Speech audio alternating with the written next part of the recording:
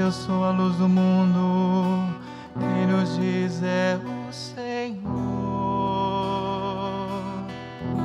e vai ter a luz da vida quem se faz meu seguidor.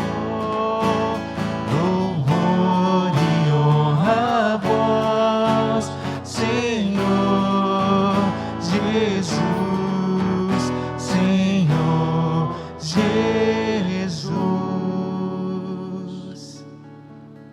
No seu folheto tem um trecho mais breve do Evangelho. Eu vou proclamar a proposta que está no lecionário mais longa.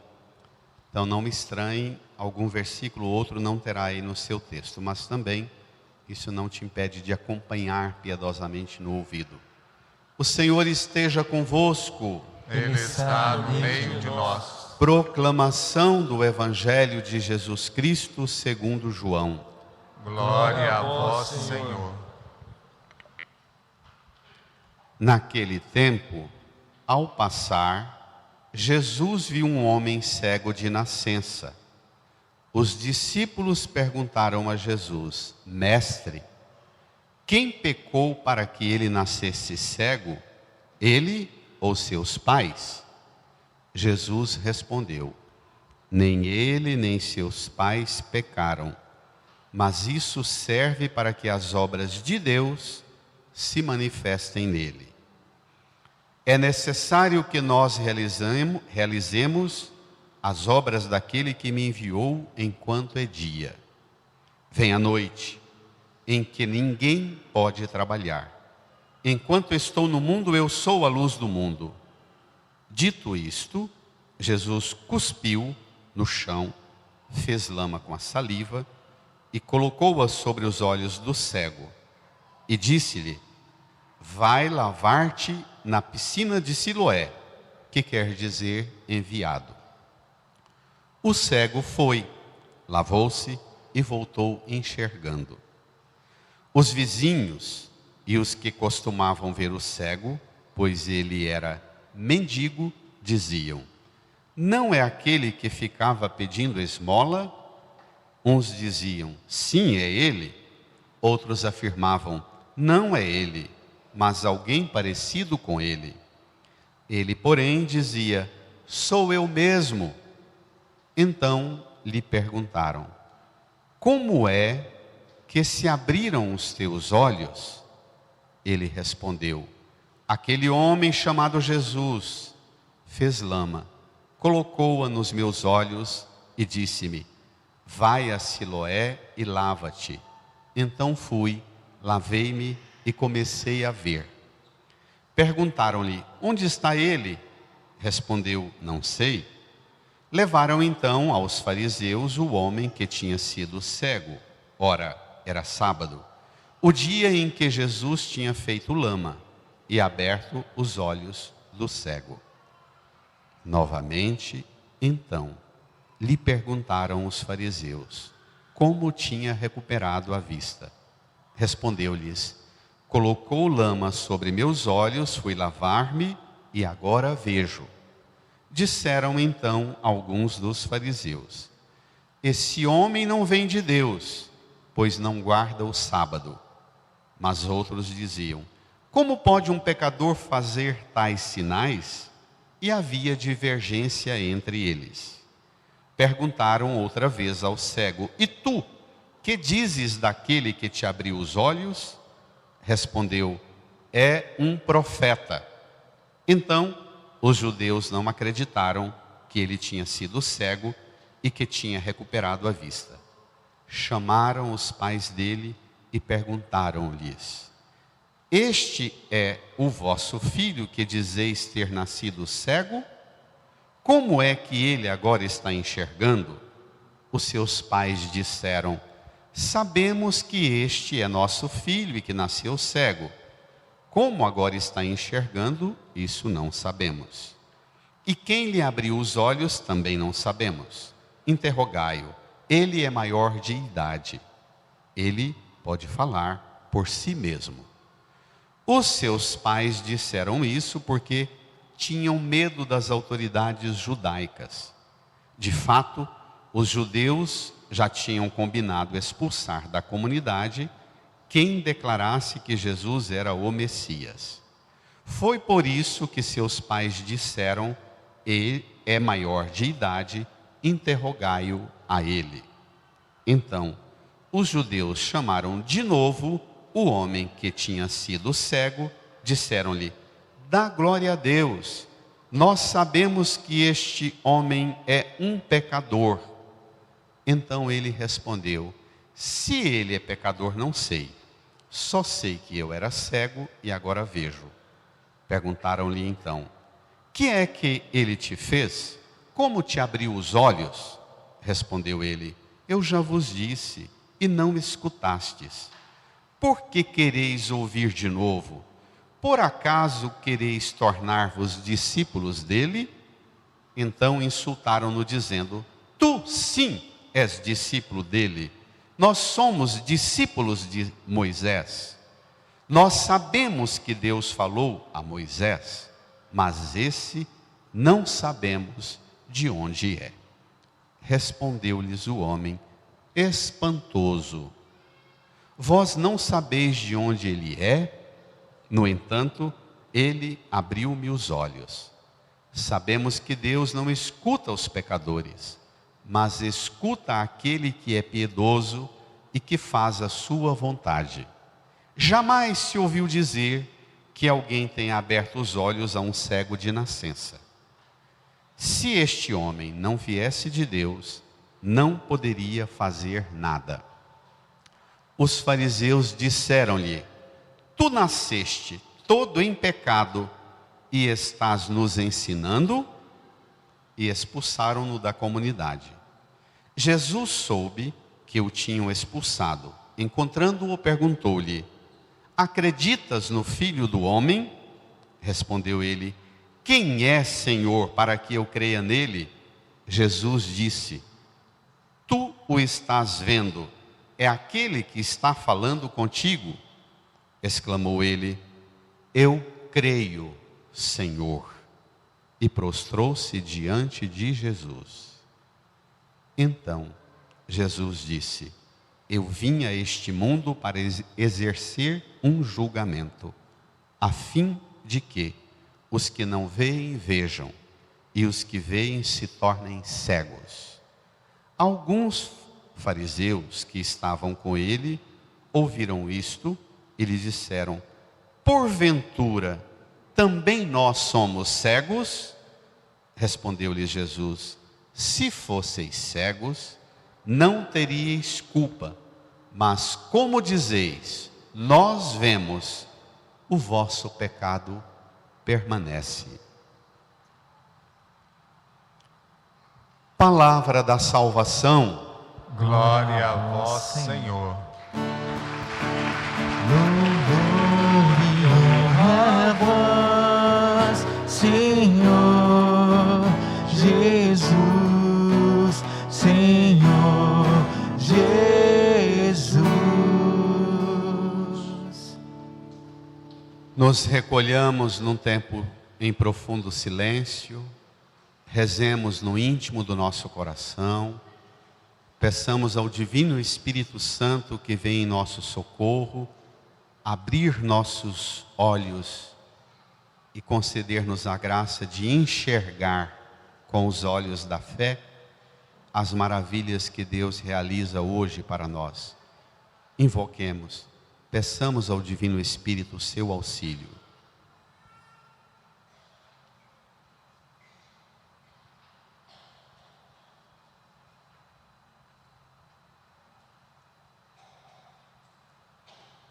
Amém. Irmãs e irmãos, estamos no caminho para a Páscoa. A Quaresma só tem sentido se a gente se põe na meta, no horizonte da madrugada do domingo da ressurreição, na manhã da Páscoa. É para lá, é para a luz pascal que caminhamos. Precisamos experimentar de Deus o que só Deus pode realizar em nós e para a nossa vida. Hoje nós temos um confronto um confronto desafiador.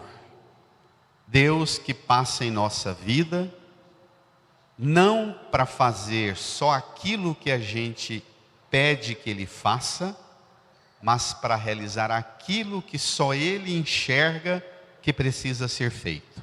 É muito diferente.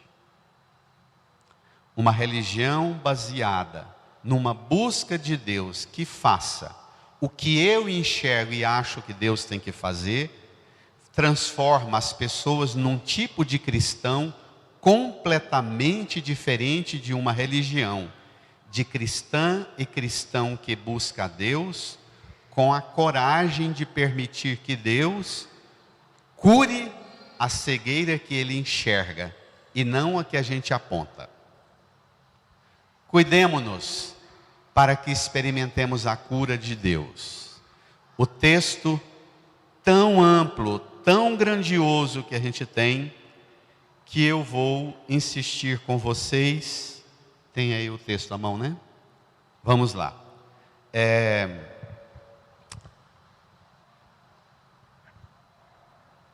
Tem algumas passagens que não tem no texto que você tem à mão, mas elas são fundamentais. A cena acontece no seu texto, Jesus já vendo o homem cego e procedendo o rito de cura. Mas antes de curar tem uma cena. Jesus, ao passar, viu um homem cego de nascença.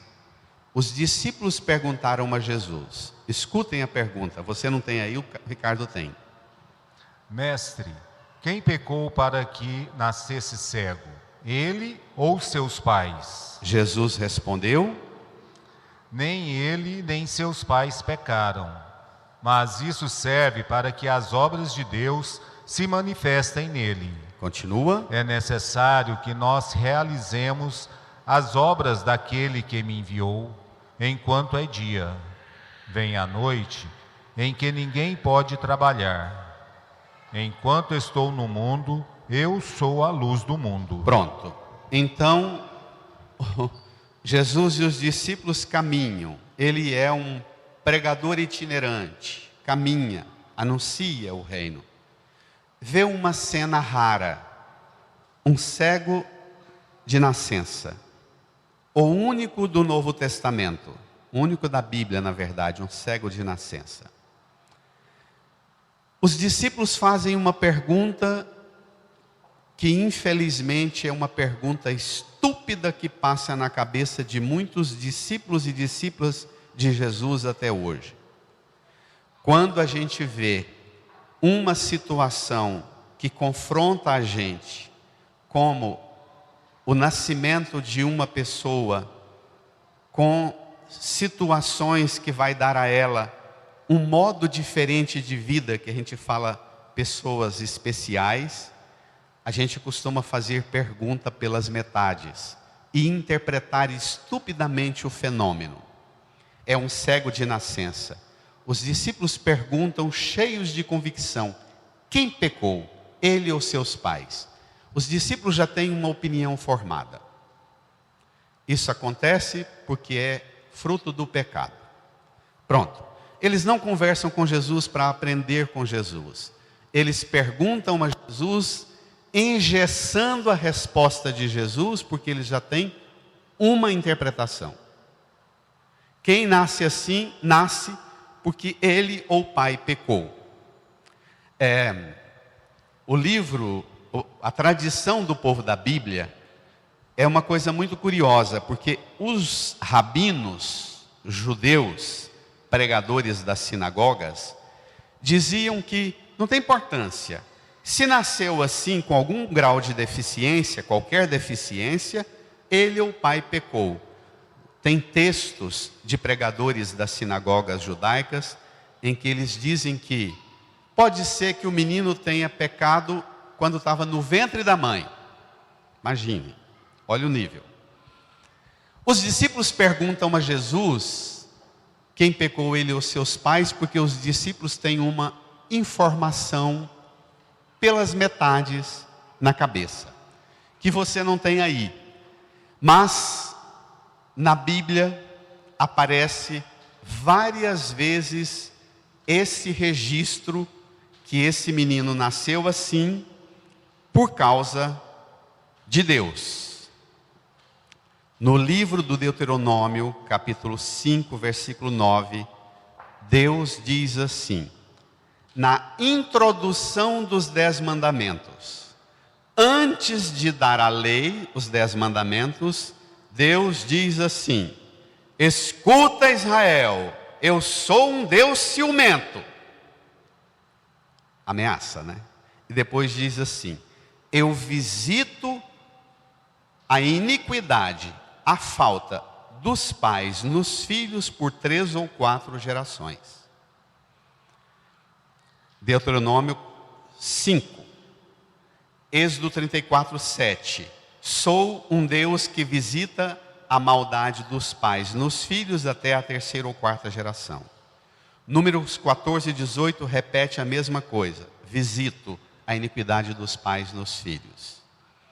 Então, são várias citações do Antigo Testamento e, ao menos 3 vezes, essa sentença de que Deus castiga os pais nos filhos até a 3ª ou 4ª geração, por 3 vezes, ao menos isso aparece antes da apresentação dos 10 mandamentos, da aliança.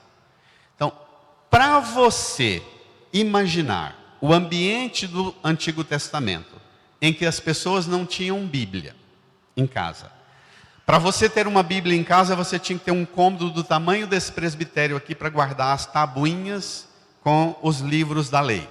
Ninguém tinha condições.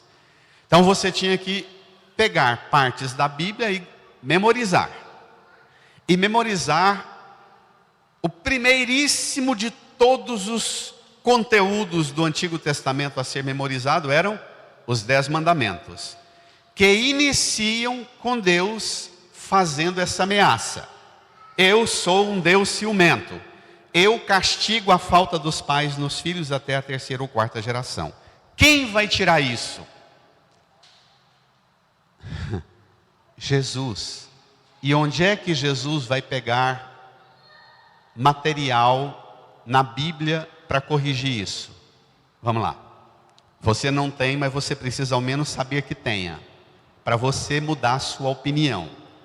No mesmo livro do Deuteronômio, no capítulo 5, tem essa primeira aparição do texto, eu sou um Deus ciumento que visito, e depois, lá no capítulo 24, versículo 16, o oposto de 5:9 diz assim: os pais não serão mortos por causa dos filhos, os filhos não serão castigados por causa dos pais, cada qual será punido por causa do seu próprio pecado. No próprio livro, a diferença é que tem o quê? 20 capítulos de diferença. E aquela citação está no começo dos 10 mandamentos. Quem vai arrancar da sua cabeça um trem desse? Quando gruda. Depois se repete por várias vezes na tradição profética. São os profetas que vão fazer uma correção brava a essas sentenças de um Deus que castiga os pais nos filhos. O profeta Ezequiel e Jeremias são os mais bravos deles. Ezequiel, o próprio Deus, pela boca do profeta Ezequiel, o próprio Deus faz uma reclamação, dizendo assim: por que viveis me repetindo o adágio? Os pais comeram uvas verdes, e os dentes dos filhos embotaram. O ditado é que, se uma criança aparecesse com o dente manchado, é o pai que fez um trem errado, comeu uma uva verde roubada na roça dos outros, e Deus castigou o dente nascendo embotado. Cultura popular, ambiente rural. O universo é das superstições, das interpretações mais bárbaras. Deus pergunta: por que me repetis isso? Depois ele diz assim: não repetireis esse provérbio em Israel, Todas as vidas me pertencem, a vida do Pai e a vida do Filho, ambas me pertencem. Quem pecar, esse é que vai pagar pela sua falta. Depois, Ezequiel 18, 20 diz assim: aquele que erra, pagará. O filho vai arcar com a sua iniquidade, o pai vai arcar com a própria iniquidade, nem o pai vai arcar com a iniquidade com a falta do filho, nem o filho com a falta do pai. A justiça do justo cai sobre ele, a maldade do mal cai sobre ele. Minha gente, isso aqui é um avanço espiritual, um avanço teológico, um avanço de compreensão de Deus, de envergadura e de proporção, que tem muita gente estúpida dentro das igrejas que ainda não fez esse avanço hoje. É só nascer uma criança com algum grau de deficiência numa família, o preconceito vem. As expressões hostis vêm. O tipo de reação humilhante sempre aparece, porque é uma forma da gente usar a palavra de Deus para punir os outros. Quando o direito penal avança em oposição ao costume primitivo religioso, quando a lei social tem mais progresso do que a lei religiosa, geralmente dá muita briga. E é isso que acontece no Evangelho. Pronto, teria mais vários textos que Deus desabafa. Mas o último que eu cito é Jeremias 31, 29 e 30. Deus diz assim: no meu tempo não se dirá mais, os pais comeram uvas verdes e os filhos ficaram com os dentes embotados. Não, cada qual vai pagar pela sua própria falta. Pronto, então, quando os discípulos perguntam a Jesus: mestre, esse homem cego de nascença, quem pecou, ele ou seus pais? Jesus falou: nem ele nem seus pais. Vocês tirem essa doutrina estúpida da cabeça. Vai ler a Bíblia. Porque você gosta de ler a Bíblia e marcar o versículo que você gosta. Só que para você entender de verdade o versículo que você gosta e que você marcou na Bíblia, você só vai entender esse versículo que você marcou de verdade quando você estudar a Bíblia inteira. Amém? Então, deixa de besteira, não fique pegando só o que você gosta, não fique criando doutrina por conta própria, interpretações arbitrárias por conta própria.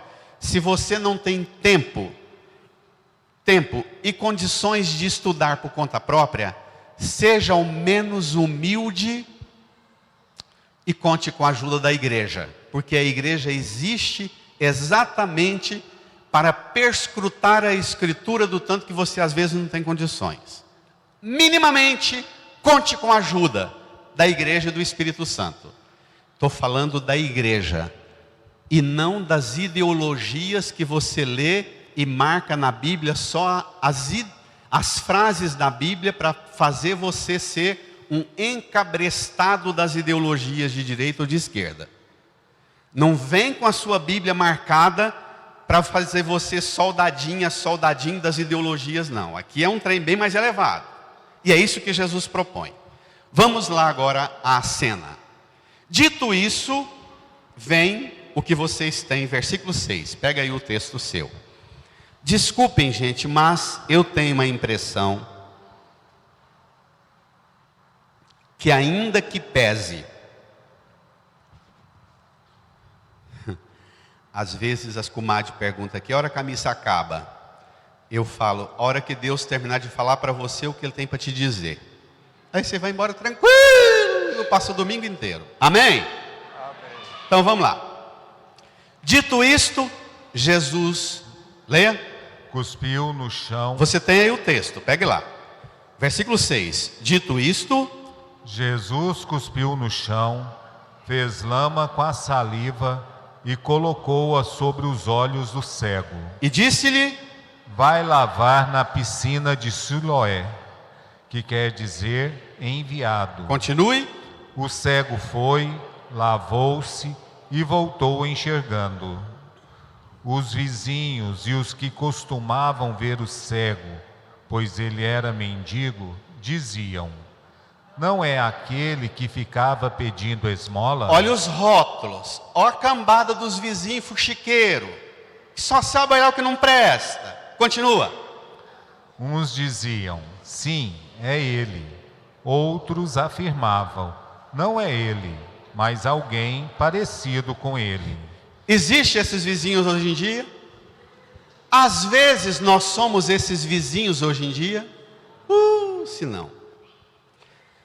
Os primeiros a encrencarem com a ação de Jesus na vida do pobre do ceguinho são os vizinhos, que começam o fuxico da maldade. E ainda os rótulos. Ele era pobre, ele era mendigo, ele vivia na beira do caminho. Como é que agora ele está integrado? Pasmem, se você tivesse tempo para pegar a primeira leitura e o Salmo, você comparar a primeira leitura e o Salmo, a unção de Davi, você ia perceber que Jesus está fazendo uma unção. Cospe, faz barro com a saliva, passa no olho, corresponde ao rito da unção de Davi na primeira leitura e no Salmo. Pensa que contraste. Pensa que desconforto. Jesus fazendo esse rito.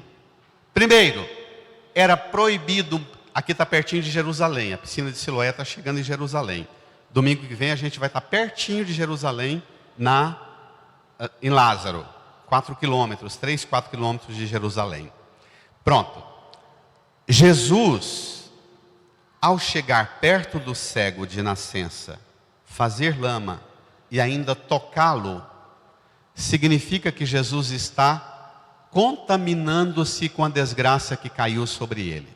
Era esse o raciocínio que tinha. Você viu o desenrolar da cena, que lá na frente eles expulsam o cego curado da comunidade judaica, não é? Depois vão expulsar também Jesus para fora de Jerusalém e expulsar Jesus e pregar Jesus na cruz fora da cidade. Um lixo jogado fora no Calvário. Aí a tragédia. Jesus realiza um rito de cura, mas essa cura que atinge o cego, miraculado, não atinge os vizinhos e não atinge os homens da religião. Viram um fuxico. Quem é? Você não tem aí, mas eu te passo. Versículo 10 diz assim: perguntaram-lhe então: como é que se abriram teus olhos? Ele respondeu: aquele homem chamado Jesus fez lama, colocou-a nos meus olhos e disse-me: vai lavar-te na piscina de Siloé. Então fui, lavei-me e comecei a ver. Perguntaram-lhe: onde está ele? Respondeu: não sei. Aí você tem o texto, versículo 13. Leiam. Levaram então aos fariseus o homem que tinha sido cego. Os fariseus, primeiro os vizinhos, depois os fariseus. Os fariseus são os intérpretes oficiais da Bíblia. Os intérpretes oficiais da Bíblia. Levam para ver se esse curado e quem fez a cura está correto. Só que tem um problema. Tem dois problemas. A interpretação antiga e o burlar de uma lei. Versículo 14, leiam. Ora, era sábado, o dia em que Jesus tinha feito lama e aberto os olhos do cego. Continua. Novamente, então, lhe perguntaram os fariseus como tinha recuperado a vista. Respondeu-lhes: colocou lama sobre meus olhos, fui lavar-me e agora vejo. Disseram então alguns fariseus, bradem: esse homem não vem de Deus, pois não guarda o sábado. Que isso? Um rótulo em Jesus. Os vizinhos já colocaram rótulo: mendigo, pedidor de esmola, na beira do caminho, o pai ou a mãe pecou. Os discípulos já colocaram um rótulo, ou o pai ou a mãe pecou, ou ele pecou. Agora os fariseus põem um rótulo em Jesus. Esse homem não vem de Deus. Gente, isso aqui é grave. Falar que Jesus não vem de Deus tem consequências enormes, porque os fariseus representam aquele tipo de gente dentro da religião que pratica a religião de forma tão piedosa e tão rigorosa que chega numa certa altura que fica tão orgulhosa da forma que vive a religião que não precisa mais de Deus, porque ela é Deus, ela é perfeita, porque ela vive a perfeição da religião. Tem gente assim hoje em dia? Dá para puxar com balaio. Assim, quando a experiência da fé, ao invés de fazer você progredir, a experiência da fé te faz puxar para baixo. Repito, quando a experiência da fé, ao invés de te fazer progredir, ela te puxa para baixo. Porque a experiência da fé não é uma relação de diálogo com Deus para avançar, mas a experiência da fé é transformar a igreja num clube de amiguinhas e amiguinhos que a gente reza junto, passeia junto, conversa junto, vai no aniversário, vai no velório, e é nós com nós. Pronto, acabou. Religião é nós com nós. Está assim de cristão católico também. Religião é nós fazendo conosco. Cadê Deus? Nada.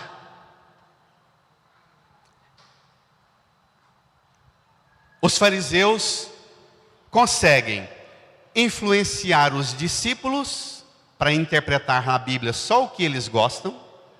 Os fariseus conseguem influenciar os vizinhos para pôr o rótulo: é mendigo, é pobre, é aleijado, é deficiente, e agora põe um selo em Jesus. Vamos, olhe que coisa impressionante. Quando eles perguntam, versículo 17, havia divergência entre eles. Perguntaram outra vez ao cego. Leiam. E tu, que dizes daquele que te abriu os olhos? Bradem. É um profeta. Respondeu. Então, você pode pensar, que bacana, o ceguinho já está compreendendo. Mas quando o cego fala que Jesus é um profeta, lembra a samaritana chamando Jesus domingo passado de profeta. Ela fala com Jesus, chama Jesus de profeta e diz assim: eu sei que o Messias, que se chama Cristo, vai chegar. E quando ele chegar, então ela conversa com Jesus, dizendo: você é pouco, você é barato, porque eu espero. Está assim de gente que olha para Jesus na cruz e diz: você é pouco, porque eu quero. A samaritana diz: vejo que és um profeta. O ceguinho curado diz para os fariseus: ele é um profeta. Tem gente católico, cristão, que pensa que Jesus é só um profeta porque era corajoso para falar. Tem gente que não pensa que ele não é só profeta, que profere algo que alguém lhe mandou dizer. Jesus não profere algo que alguém mandou dizer. É isso que significa profeta. Jesus não é alguém que vem falar o que alguém mandou dizer. Ele é a própria palavra de Deus. Ele é o som, a voz e a ação de Deus. Porque na Bíblia, Deus não fala senão falando: faça-se. Pronto. Agora tem um texto longo que vocês não têm aí, que é o longo discurso dos fariseus com os pais do cego. Levam o cego, desculpe, os judeus, os fariseus, levam o cego até os pais, perguntam aos pais exaustivamente, passam medo nos pais. Os pais dizem: é nosso filho, nasceu cego, não sabemos quem curou, como é que curou também não sabemos. Pergunta a ele é maior de idade, ele pode responder por si. E o evangelista diz que Os pais do cego disseram isso porque tinham medo das autoridades judaicas. É a religião do medo. Religião do medo. Está cheio de gente no cristianismo e transformando o cristianismo em religião do medo. Porque medo dá dízimo, medo dá oferta, medo dá encabrestados, medo dá servinhas e servinhos carregando carga para padre e pastor. Medo não edifica você numa relação de liberdade com o Senhor, mas põe você aqui embaixo conosco, nós com nós, eu o padre, eu o pastor. A irmã agora mesmo ali repetiu dizendo a novela da Record. A mais perversa e mais maldita de todas as interpretações da Bíblia é a novela da Record. A novela da Record, Jesus, todos os personagens do mal são caracterizados com os elementos da Igreja Católica. A veste, os símbolos que usam nos cenários dos personagens do mal estão todos símbolos. As vestes, os trajes, os elementos que compõem, tudo combina para inconscientemente você assistir a novela e cimentar na sua cabeça que a Igreja Católica representa a desgraça e o mal. Tem sido uma luta tremenda dizer para as pessoas: não assista a novela da Record. Ah, mas eu vou para a Globo? Não, diacho, desliga a televisão e vai rezar. Vai para diabo de Globo, não. Mas sai da Record. Porque sair de uma praga para ir para uma desgraça é a mesma. Não é lugar para católico ficar assistindo Edir Macedo toda noite. Não é Edir Macedo que vai dizer a você o que é o caminho da fé.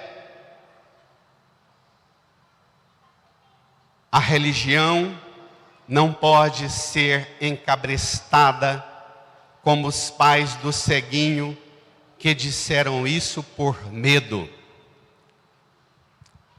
Porque os judeus tinham combinado expulsar da comunidade quem declarasse que Jesus era o Messias. Eu tenho estudos sérios do fenômeno da novela da Record. Quando pega uma cena dessa, que associa Jesus como o Messias, os personagens que chegam para expulsar Jesus têm trajes parecidos com os dos cardeais, dos bispos e dos papas. Preste atenção nisso. É subliminar a linguagem. Ela é exatamente para convencer você daquilo que você não tem condições de desviar. Ele interpreta para você e cimenta aqui na sua cabeça uma compreensão. Pronto. Aí desistem do pai do cego, pega o cego, tira do meio de todo mundo e de novo exaustivamente um embate com ele. Perguntam de novo pela quarta, quinta vez: e tu, que é que ele te fez? Como te abriu os olhos? Aí o ceguinho, como todo ceguinho, bem humorado, diz assim para eles: que é? Por que essa insistência pela quarta, quinta vez que vocês me perguntam a mesma coisa? Por acaso vocês querem se tornar discípulos dele? Aí eles apelam.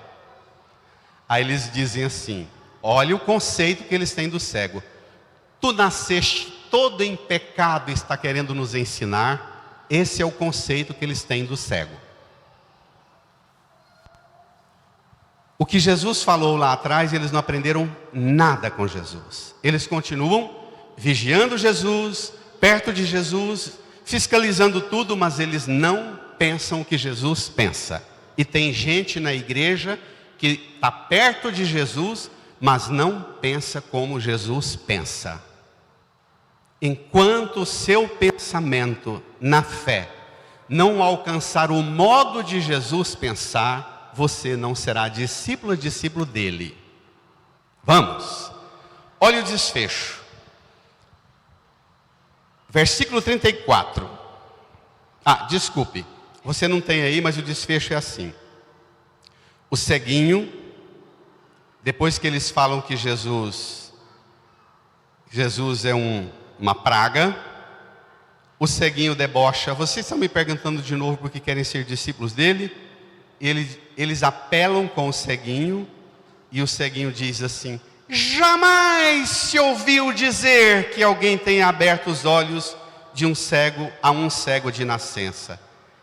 Se este homem não viesse de Deus, não poderia fazer nada. Olha a força da fé do ceguinho. Ele virou, como a samaritana, um catequista, não é? Virou um catequista do grupo mais difícil de fariseu. Eles vão apelar e vão expulsar o ceguinho. Versículo 34. Leia. Os fariseus disseram-lhe: tu nasceste todo em pecado e está nos ensinando. E expulsaram-no da comunidade. Cala a boca, ceguinho. Vai resmungar longe da nossa igreja e da nossa religião. Não fala isso aqui. Tu nasceste todo em pecado, e expulsaram da religião. Versículo 35. Jesus soube que o tinham expulsado. Encontrando-o, perguntou-lhe: Bradem, acreditas no Filho do Homem? Respondeu ele: quem é, Senhor, para que eu creia nele? Lembra da samaritana? Chamou Jesus de profeta e está falando: sei que o Messias que se chama Cristo. Mesmo jeito, ele falou para os fariseus que Jesus é um profeta. Agora Jesus pergunta: acreditas no Filho do Homem? Ele diz: quem é para que eu acredite nele? Tenho noção de quem é esse. Será que você não está assim na igreja? Também sem noção sobre quem é Jesus? Devoto de São José porque quer milagre, devoto de Nossa Senhora porque quer milagre, mas não tem noção de quem é Jesus? Cuidado com as suas devoções. Se elas não te levam para Jesus, é o principal critério para desconfiar da sua devoção. Devoção que não te leva e não te ajuda a ser discípula e discípulo de Jesus é perigosa. É perigosa. Quem é, Senhor, para que eu creia nele? É tão bonito a cena que vem, versículo 37. Jesus disse: brada a igreja, tu o está vendo, é aquele que está falando contigo. Que delícia! Ele falou para a samaritana: sou eu que estou falando contigo. Agora, ceguinho, eu te curei, tu estás vendo, homem, olha para cá. Sou eu, é aquele que está falando contigo. Ele exclamou: bradem. Eu creio, Senhor. E prostrou-se diante de Jesus. Confessou com os lábios e prostrou-se. Prostrar-se significa adoração. Adoração significa: não tenho nada para pedir ao Senhor. A única coisa que eu desejo é ficar na presença do Senhor, noite e dia. Mas nada. Infelizmente, para uma quantidade enorme de cristãos, ficar na presença de Deus não é importante. O mais importante é ir lá na igreja, ir na presença de Deus, pegar só a bençãozinha para passar a semana, para o filho, para o genro, para a nora, para o neto complicado, para aquilo, mas ficar na presença de Deus não fica. O ceguinho se jogou no chão, prostrou-se. Você se joga na presença de Jesus também? Você esquece, você se lança na presença de Jesus? Ou você só encosta na veste de Jesus para pegar um milagrinho e voltar para casa com o milagrinho que você quer dele? Você busca coisas de Jesus ou você busca Jesus? Agora, é sempre assim. Jesus não quieta. Versículo 39. Então, enquanto o homem está lá prostrado, desculpe, para as catequistas, olha a força. Nesse momento em que ele confessa com os lábios: eu creio, Senhor, e prostra-se com o corpo, ele passa. Aí ele faz a passagem. É agora que aconteceu a cura. Lá atrás, ele ficou curado dos olhos. Agora, ele passou da incredulidade da morte para a fé e a vida. Agora aconteceu a cura. Está assim de gente enxergando, mas que ainda não é curado. Isso existe? Vou perguntar. Está assim de gente enxergando bem, mas que ainda não é curado. O cego já estava enxergando, mas ainda não era curado. Porque esta visão não é para ver somente o que o comercial da TV te domestica a procurar. Esta visão da fé é uma visão que faz você enxergar o que Deus põe diante de você e não o que você seleciona buscando e querendo. E Deus põe diante de você não coisa, mas o próprio Jesus, o próprio Deus. Um cristianismo sem Jesus, um cristianismo sem Deus, é um cristianismo de gente que vai à igreja buscar coisas.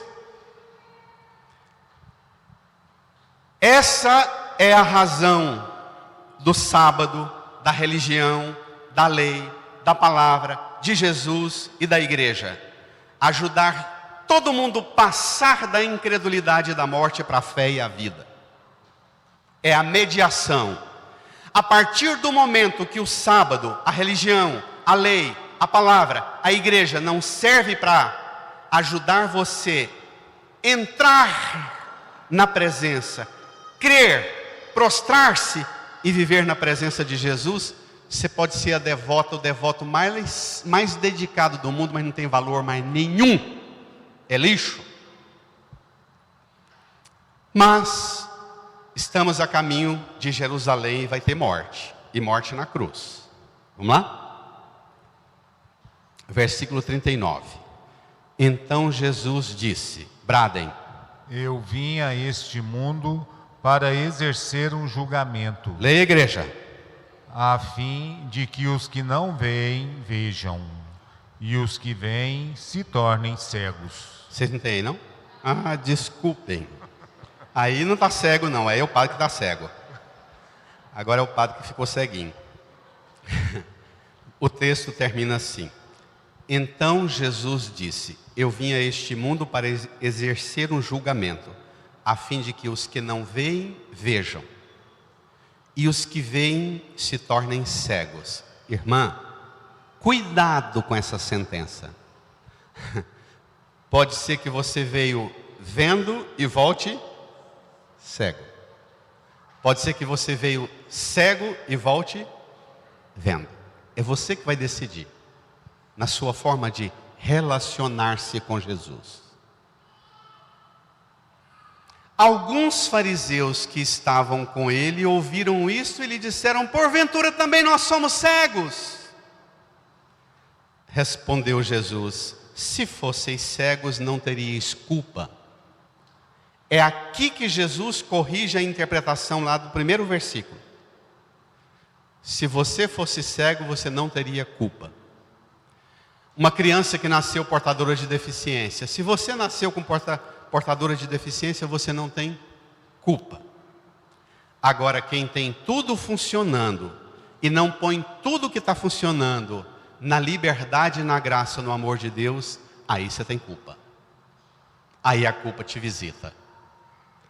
Aqui, você também pode criar coragem, não para desaforar Jesus e perguntar, porventura também nós somos cegos? Tem gente que diz assim, padre, aquilo que você falou na igreja é para mim?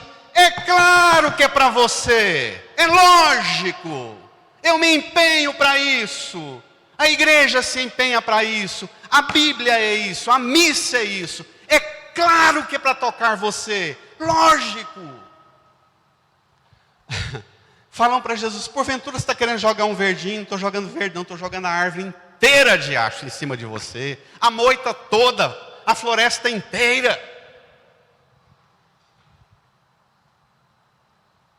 Irmã, irmão, você tem coragem de chegar perto de Jesus, não com a presunção dos fariseus, e dizer para ele assim: Senhor, também eu sou cego para muitas coisas.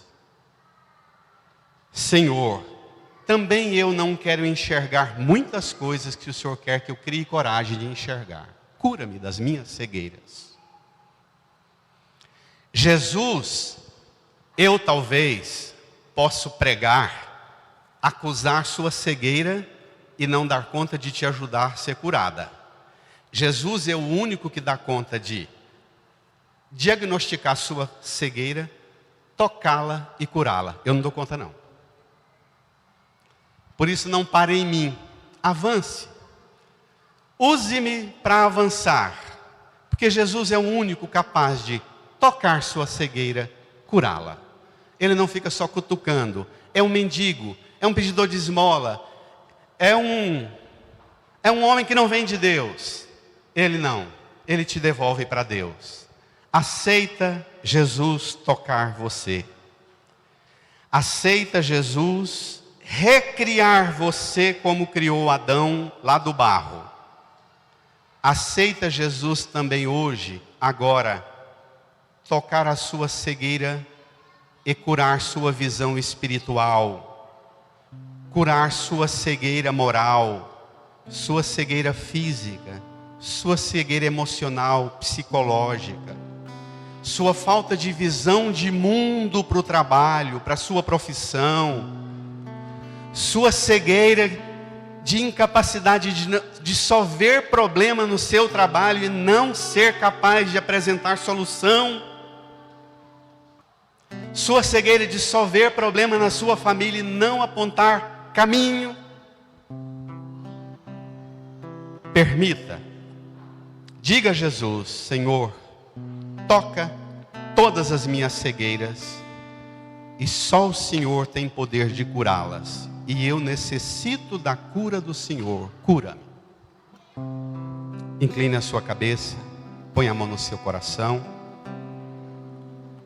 peça a Jesus para tocar você. Feche suavemente os olhos, deixe tudo escurecer. Peça ao Espírito Santo para dizer a você que cegueira você precisa pedir a Jesus para ser curado dela hoje, agora. Fale, reze, invoque.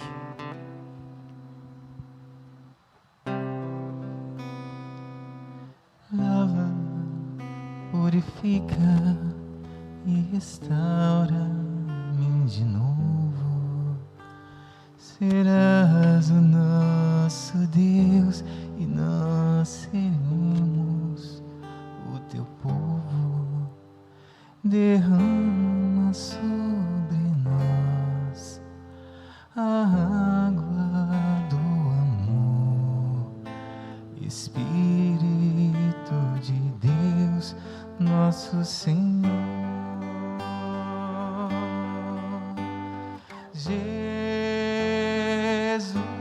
Jesus, manda teu Espírito para transformar meu coração.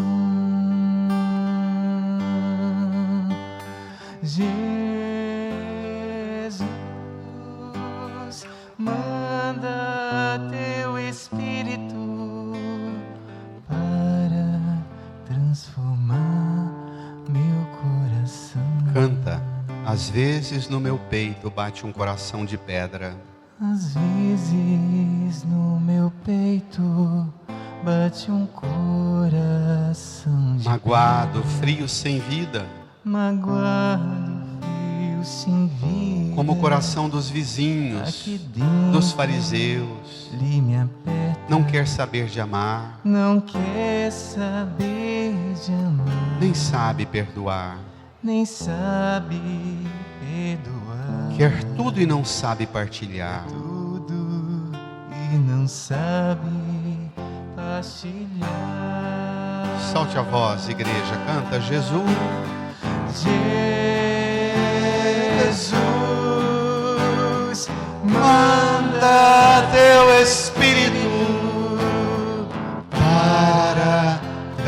transformar meu coração.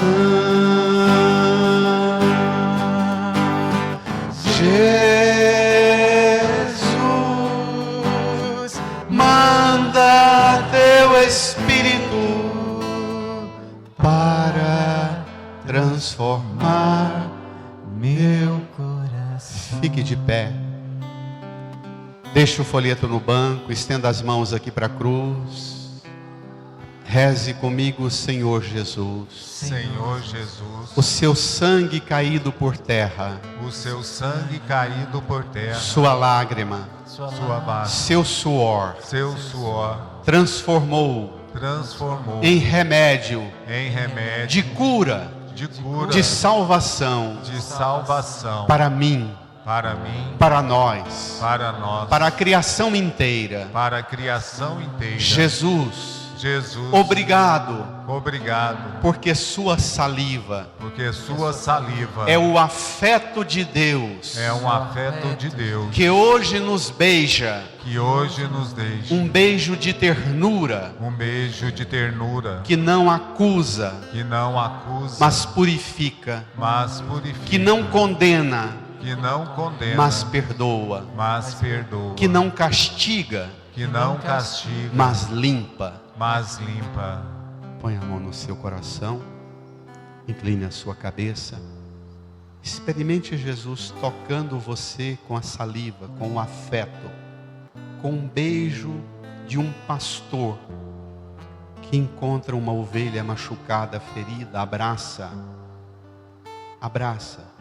beija, põe no ombro, restaura e carrega. Experimenta essa cura. Experimenta essa cura.